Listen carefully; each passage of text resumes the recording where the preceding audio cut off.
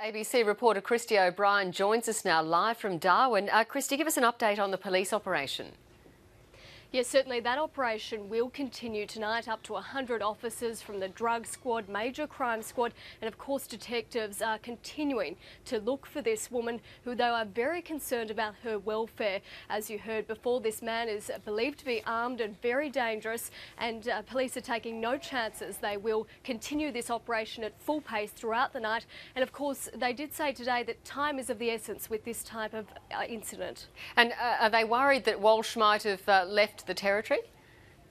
It certainly is a concern, and for that reason, police did say this afternoon in the latest update that they are now issuing notifications to authorities and police across other jurisdictions. Notably, Queensland may also be involved in this incident because both of the people are believed to be from there. They're also issuing a warning to parts across the Northern Territory with the belief that the offender may have escaped in a car, and other places throughout the Northern Territory are on high alert tonight to keep an eye out for him, and also of course Monique.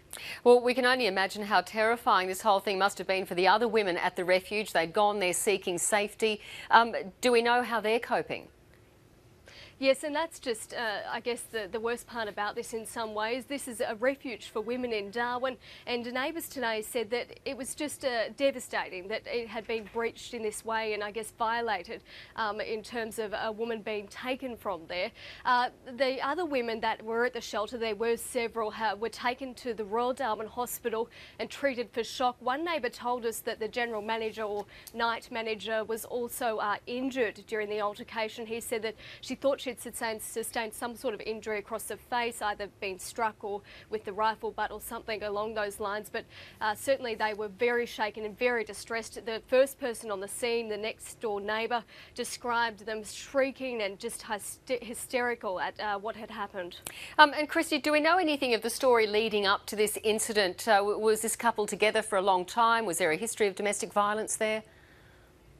We certainly know that they were in a de facto relationship and were no longer when Miss Edmunson went to the shelter.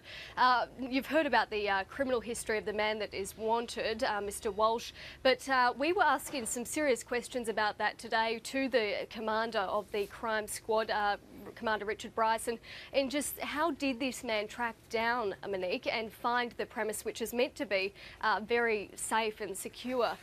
So he did say in that they will take steps in future after this is all over, I suppose, to update security and just see what happened and what went wrong.